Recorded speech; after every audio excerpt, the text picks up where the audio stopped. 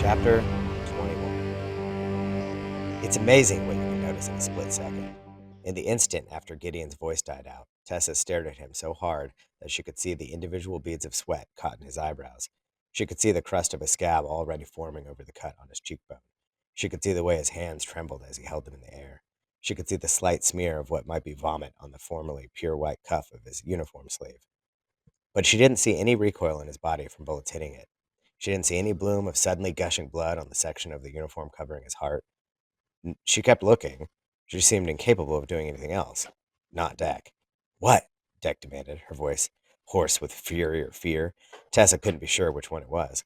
You can't just stop like that. You've committed to this course of action. You keep surrendering it until they're carrying you away in handcuffs and leg irons. Gideon turned his head very, very slowly. I don't think there's anyone out there, he said in a near whisper. There's nobody to surrender to. Deck stared at him in disbelief for a moment. Then she scrambled toward the door herself and peered around the edge of it. Tessa realized that she'd slumped down in the co-pilot seat in a way that protected most of her body from the doorway. Only the top of her head and her eyes were exposed. What do you know? Tessa thought. Guess I have survival instincts I never knew about. But the longer Gideon stood in the open doorway, not being shot, the more foolish Tessa felt for cowering in terror. She even thought Deck looked kind of foolish, clutching the curve of the wall and only barely looking past the strip of rubber that lined the door. Tessa felt like she'd done way too much cowering since she'd stepped onto this plane the night before. She'd done way too much cowering her entire life. On trembling legs, she stood up and went to stand beside Gideon. Standing freely on her own, she gazed out into enemy territory. At first glance, it looked like Gideon was right. There was no one in sight. There was, actually, very little in sight. Very little except for a vast field of grass stretching out in all directions. Or was this still what you would call grass? In Tessa's experience, grass was tufts of muddied green blades that tried to spring up in bare patches of dirt when people didn't trample it too badly. She'd seen pictures in books of expansive lawns, trimmed in almost scientific precision or perfection in the luxurious prodigal era before the war began. But that had always seemed too fantastical to believe, like gazing at drawings of unicorns or fairies or trolls. This field did not look like a lawn. For one thing, the grass was too tall. Half thinking, maybe it's not too smart to just keep standing here, a clear target. Tessa stepped down into the grass. Much of it reached all the way up to her waist. A few hardy stalks were level with her shoulders. A breeze suddenly across the field, and Tessa almost forgot herself watching the glory of it all, seeing the acres and acres of grass bowing together. It was like music, like a dance. The grass seemed more fully alive than any of the people Tessa had ever known. I surrender? Gideon called again behind her, his voice gone soft and uncertain. Would you two idiots stop and think for a second? Deck hissed from her position, still crouched at the edge of the door. Just because they haven't killed us yet, that doesn't mean that nobody's going to. So what would you have us do? Gideon asked mockingly. Let me guess. You've got some brilliant plan. As a matter of fact, I do, Deck whispered. Hasn't it occurred to you yet? For some reason, no one seems to know we're here. Maybe it's our military that put some brilliant masking technology on this plane. Maybe it was my bosses. They'd love it if their planes didn't show up on any radar except their own. And, it's not like they'd tell me about anything like that. Tessa was surprised to hear a bit of pain throbbing in Deck's voice. So she resents not being fully trusted, Tessa decided, then pushed the thought to the back of her mind because none of that really mattered right now. I don't hear a plan and all that, Gideon complained. You open your mouth and I just hear maybe this, maybe that. No military ever conquered anybody with maybes. Tessa thought this must be something his instructors had said a lot at the military academy. He sounded like he was quoting. That was background information, Deck said. Here's the plan. As long as nobody knows we're here, why don't we keep it that way? We sneak away from the plane, find some jet fuel to steal, and then in some sort of container to steal it in. We come back here, fuel up, and then we're on our merry way. No one gets hurt. We get out of here undetected. Everything is good. Gideon frowned. Tessa could tell he was trying to find something to object to. What if someone catches us? He asked. Then you surrender, Deck countered. We can always go back to the original plan if we have to. Gideon's frown deepened. I don't think you can still surrender and be protected under prisoner of war laws if you're caught in the middle of a crime, he said. Like, say, stealing. Deck threw up her hands. Fine, I'll be the one to steal the fuel, she said. I'll carry the canister myself. You can stay all pure and innocent and white uniformed as long as you want. Gideon kept staring at her, but he slid down in the grass beside Tessa. A moment later, Deck stepped down alongside them. Once again, the other two had made a decision without even consulting Tessa. Crouch down as you walk, Deck suggested. No point in being total sitting ducks. Shouldn't we try to hide the plane? Tessa asked. Where? Deck asked. How? Gideon asked. Even if we could push it somewhere, we'd just leave a trail of crushed grass that would lead right to it. Oh, Tessa said, feeling more stupid than ever. She noticed that the blades of grass broke off just as she tiptoed through them. But we're leaving a trail too. Can't be helped, Deck said with a shrug. Tessa saw that both of the other two believed they were going to get caught. Maybe they thought it would be better to get caught away from the plane than on it, or maybe they just thought it was better to try something rather than just wait to be killed. All three of them plodded forward. Tessa wondered if they'd picked a direction on purpose or if it was just a random choice. She wasn't going to embarrass herself further by asking. Then something jabbed into the side of her shoe. Ow!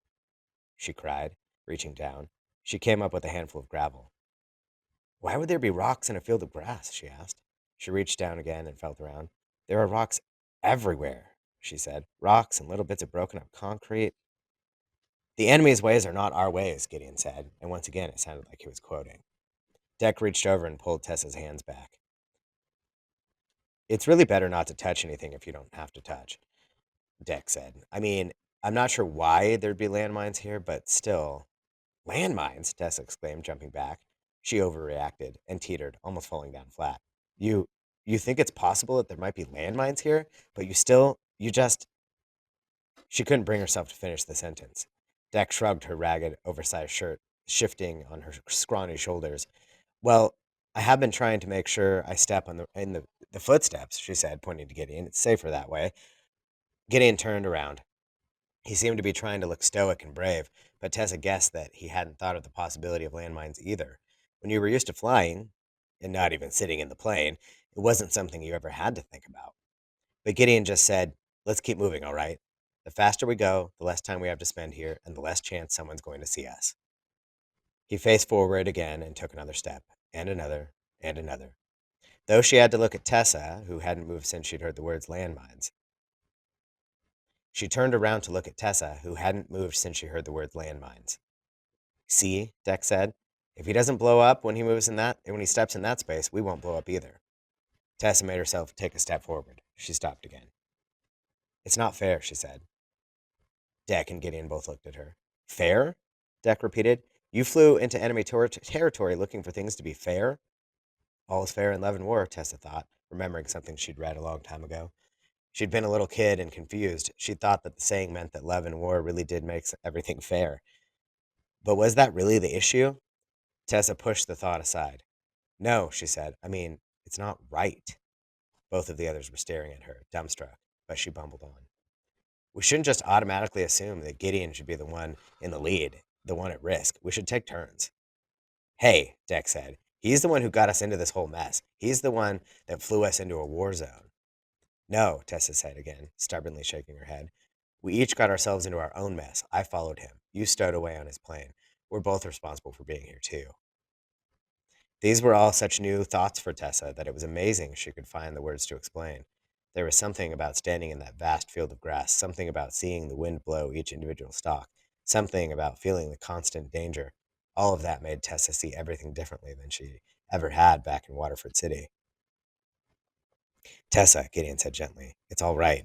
I'm military. I was trained for this. No, Tessa said, you weren't.